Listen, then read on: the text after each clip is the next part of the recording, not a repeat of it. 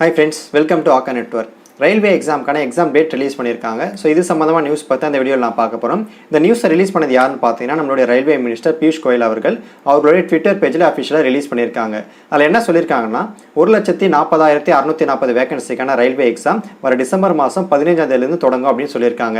இந்த எக்ஸாமை பொறுத்த வரைக்கும் பார்த்தீங்கன்னா புதுசாக யாரெல்லாம் அப்ளை பண்ண முடியாது, ஏற்கனவே அப்ளை பண்ண முடியாது இந்த எக்ஸாம் அட்டன் பண்ண முடியும். ஏற்கனவே பார்த்தீங்கன்னா 2019 பிப்ரவரி டு மார்ச் இந்த கேப்லேயே பார்த்தீங்கன்னா அப்ளிகேஷன் க்ளோஸ் பண்ணிட்டாங்க. ஸோ அந்த டைமில் யாரெல்லாம் அப்ளை பண்ணாங்களோ அவங்க இந்த எக்ஸாம் அட்டெண்ட் பண்ண முடியும். இதுல 1,40,40,000 வேகன்சி அப்படின்றது ஒரே எக்ஸாம் கிடையாது, 3 டிஃபரெண்ட் எக்ஸாமை கம்பைன் பண்ணி தான் மொத்தமாக கொடுத்துருக்காங்க. இதுல எந்தெந்த எக்ஸாம்லாம் வரும் அப்படின்னு பார்த்தீங்கன்னா ஒன்று NTPCன்னு சொல்லுவாங்க, நான் டெக்னிக்கல் பாப்புலர் கேட்டகரிஸ். இதுல என்னென்ன போஸ்டிங்லாம் வரும்னு பார்த்தீங்கன்னா goods guard, station master, clerk, இந்த 3 போஸ்டிங்குமே பார்த்தீங்கன்னா இந்த எக்ஸாம் கீழே வரும். அடுத்ததாக பார்த்தீங்கன்னா ஐசோலேட்டட் அண்ட் மினிஸ்ட்ரியல் போஸ்டிங்ஸ். ஃபைனலாக பார்த்தீங்கன்னா லெவல் 1 போஸ்டிங், இதை குரூப் டி போஸ்டிங் சொல்லுவாங்க. இந்த 3 எக்ஸாமுக்கும் சேர்த்து மொத்தமான வேகன்சி தான் பார்த்தீங்கன்னா 1,40,40,000 வேகன்சி அப்படின்றது. இந்த 1,40,40,000 வேகன்சி அப்படின்றது பார்த்தீங்கன்னா தமிழ்நாட்டுக்கு மட்டுமானது கிடையாது, ஆல் ஓவர் இந்தியாவுக்கான வேகன்சிஸ். இதில் NTPC எக்ஸாமை முதல்ல கண்டக்ட் பண்ணுறதுக்கான சான்சஸ் அதிகமாக இருக்குது. ஏன்னா நம்பர் ஆஃப் ஸ்டேஜஸை பொறுத்த வரைக்கும் இதில் நீங்கள் 2 ஸ்டேஜ் எக்ஸாம் அட்டன் பண்ணணும். ஸோ மேக்ஸிமம் இந்த எக்ஸாம் தான் முதல்ல கண்டக்ட் பண்ணுவாங்க. இந்த 1,40,640 வேகன்சியில் NTPCயில் எத்தனை வேகன்சி வரும் அப்படின்னு பார்த்தீங்கன்னா ஆல் ஓவர் இந்தியாவில் 35,000 வேகன்சிஸ் அப்ராக்சிமேட்டாக வரும். அதில் சதர்ன் ரயில்வே, தெற்கு ரயில்வே அப்படின்னு எடுத்துக்கிட்டிங்கன்னா மொத்தமாக 2,694 வேகன்சி மட்டும்தான் வரும். எதுக்காக இதை சொல்கிறேன் அப்படின்னு பார்த்தீங்கன்னா மொத்தமாக எல்லாரும் தப்பாக புரிஞ்சுக்கிறாங்க. 35,000 வேகன்சிக்கு நம்ம எக்ஸாம் எழுத போகிறோம் அப்படின்னு தப்பாக புரிஞ்சுக்கிறாங்க. அந்த 35,000 வேகன்சி அப்படின்றது பார்த்தீங்கன்னா ஆல் ஓவர் இந்தியாவுக்கான வேகன்சி, டோட்டல் வேகன்சி அது. அதில் நீங்கள் எந்த ஜோனில் எக்ஸாமுக்கான அப்ளை பண்ணியிருக்கீங்களோ அந்த போஸ்டிங் மட்டும்தான் உங்களுக்கானது. ஸோ மொத்தமாக நீங்கள் 35,000 வேகன்சி எக்ஸாம் எழுத முடியாது. அதில் பெரும்பாலும் நம்ம மாணவர்கள் எடுத்துக்கிட்டீங்க அப்படின்னா சென்னை ஜோனில் தான் அப்ளை பண்ணியிருப்பாங்க. ஸோ அவங்களுக்கான போஸ்டிங் மொத்தமாக எத்தனை பார்த்தீங்கன்னா 2,694 போஸ்டிங் மட்டும்தான். இதிலே பார்த்தீங்கன்னா ஒவ்வொரு போஸ்டிங், அதாவது ஸ்டேஷன் மாஸ்டர், கூட்ஸ் கார்டுக்கு எத்தனை போஸ்டிங் இருக்குது அப்படின்றத மென்ஷன் பண்ணியிருக்கோம். ஸோ அதை ரெஃபர் பண்ணிக்கோங்க.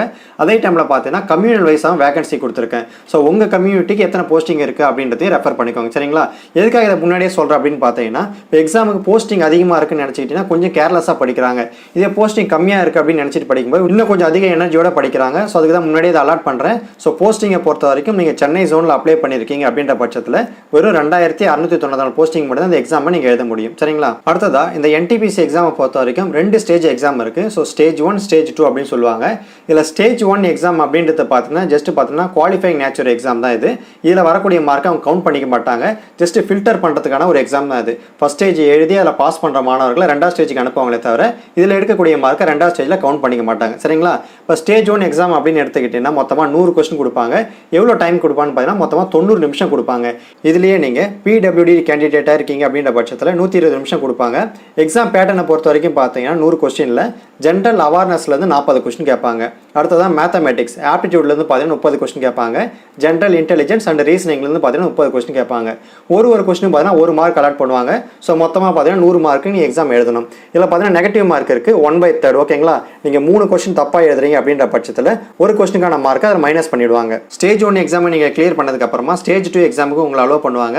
ஸ்டேஜ் 2 எக்ஸாமை பொறுத்த வரைக்கும் எக்ஸாம் பேட்டர்ன் எப்படி இருக்குன்னா மொத்தமாக 90 நிமிஷம் டைம் கொடுப்பாங்க. பட் நம்பர் ஆஃப் கொஸ்டினை கொஞ்சம் இன்க்ரீஸ் பண்ணியிருப்பாங்க, 120 கொஸ்டின் கொடுப்பாங்க. இப்போ எக்ஸாம் பேட்டர்னை பொறுத்த வரைக்கும் ஜென்ரல் அவேர்னஸ்லேருந்து 50 கொஸ்டின் கேட்பாங்க, மேத்தமெட்டிக்ஸ்லேருந்து 35 கொஸ்டின் கேட்பாங்க, ஜென்ரல் இன்டெலிஜென்ஸ் அண்ட் ரீசனிங்லேருந்து 35 கொஸ்டின். ஸோ மொத்தமாக 120 கொஸ்டின் கொடுப்பாங்க. ஒவ்வொரு கொஸ்டினுக்கு ஒரு மார்க் தான். இதுலேயுமே பார்த்தீங்கன்னா நெகட்டிவ் மார்க் உண்டு, 1/3 தான். 3 கொஸ்டின் தப்பானீங்கன்னா ஒரு கொஸ்டினுக்கான மார்க்கை மைனஸ் பண்ணிவிடுவாங்க. இந்த எக்ஸாம் பேட்டர்னை பொறுத்த வரைக்கும் பார்த்தீங்கன்னா ஸ்டேஜ் 1 அண்ட் ஸ்டேஜ் 2 ரெண்டுத்துக்குமே பார்த்தீங்கன்னா ஒரே சிலபஸ் தான் ஃபாலோ பண்ணுவாங்க. ஆனால் நம்பர் ஆஃப் கொஸ்டின் மட்டும் தான் இன்க்ரீஸ் பண்ணி கொடுப்பாங்களே தவிர மற்றபடி இதில் வேற எந்த வித்தியாசமும் இருக்காது. ஸோ நீங்கள் ஸ்டேஜ் 1லே கிளியராக ரெடியாக இருந்தீங்க அப்படின்ற பட்சத்தில் ஈஸியாக நீங்கள் ஸ்டேஜ் 2வே கிளியர் பண்ணிடலாம். இதில் நீங்கள் ஸ்டேஷன் மாஸ்டருக்கான போஸ்டிங் அப்ளை பண்ணியிருந்தீங்க அப்படின்ற பட்சத்தில் உங்களுக்கு ஆப்டிடியூட் டெஸ்ட் அப்படின்னு சொல்லிட்டு 3வது ஒரு டெஸ்ட்டை கனெக்ட் பண்ணுவாங்க. ஸோ பர்டிகுலராக அந்த போஸ்டிங் அப்ளை பண்ணவங்களுக்கு மட்டும் தான் அந்த 3வது டெஸ்ட்டை கனெக்ட் பண்ணுவாங்க. ஸோ மற்றபடி பொதுவாக 2 ஸ்டேஜ் எக்ஸாம் தான் இருக்கும். இந்த 2 ஸ்டேஜ் எக்ஸாம்லையுமே பார்த்தீங்கன்னா கொஸ்டின் மல்டிபிள் சாய்ஸ் கொஸ்டினாக தான் கொடுப்பாங்க. ஸோ டிஸ்கிரிப்டிவ் டைப்பாக எழுதணும் அப்படின்னு அவசியம் கிடையாது. தென் எக்ஸாமுக்கான லாங்குவேஜ் அப்படின்னு பார்த்தீங்கன்னா தமிழ் அண்ட் இங்கிலீஷ் 2 லாங்குவேஜ்லாம் எழுதலாம். இதை தாண்டி உங்களுக்கு வேறு ஏதாவது லாங்குவேஜ் தெரியுது, இப்போ தெலுங்கு தெரியுது, மலையாளம் தெரியுதுன்னா அந்த லாங்குவேஜுமே ஆப்ஷனில் இருக்கும். ஸோ அது மூலிமா கூட நீங்கள் இதை எழுதிக்கலாம். இன்னும் பார்த்தீங்கன்னா எக்ஸாக்டாக ஒரு 100 நாட்கள் இருக்குது. ஸோ நீங்கள் இன்றைக்கி ப்ரிப்பேர் பண்ண ஸ்டார்ட் பண்ணாலுமே ஈஸியாக அந்த எக்ஸாமை கிளியர் பண்ணலாம். இதில் ஃபஸ்ட் ஸ்டேஜ் எக்ஸாமை கிளியர் பண்ணுறது ரொம்பவே சிம்பிள். ஏன்னு பார்த்தீங்கன்னா இருக்கக்கூடிய மொத்த வேகன்சியை 20ஆல் மல்டிப்ளை பண்ணி என்ன ஆன்சர் வருதோ அந்த அளவுக்கு கேண்டிடேட்ஸை செகண்ட் ஸ்டேஜ் எக்ஸாமுக்கு அலோவ் பண்ணுவாங்க. அப்ராக்சிமேட்டாக பார்த்தீங்கன்னா 53,880 ஸ்டூடெண்ட்டை செகண்ட் ஸ்டேஜுக்கு அலோவ் பண்ணுவாங்க. ஸோ இதில் நம்ம போகிறது ரொம்பவே சிம்பிள் தான். அடுத்த ஸ்டேஜில் தான் பார்த்தீங்கன்னா இன்னும் கொஞ்சம் ஃபில்டர் பண்ணுவாங்க. ஸோ ஃபஸ்ட் ஸ்டேஜ் அப்படின்றது ரொம்பவே சிம்பிளாக இருக்கும். செகண்ட் ஸ்டேஜ் தான் கொஞ்சம் கஷ்டமாக இருக்கும். ஸோ 50,000 மாணவர்களை நீங்கள் ஈஸியாக உள்ளே போயிடலாம். ஸோ இருக்கக்கூடிய 100 நாட்களை கரெக்டாக பிளான் பண்ணி நீங்கள் ப்ரிப்பேர் பண்ணாலே ஃபஸ்ட் ஸ்டேஜை நீங்கள் ஈஸியாக கிளியர் பண்ணிடலாம். இது சம்மந்தமாக உங்களுக்கு வேறு ஏதாவது டவுட் இருக்குது அப்படின்னா கமெண்ட் பண்ணுங்கள், நான் உங்களுக்கு ரிப்ளை பண்ணுறேன். தேங்க்யூ.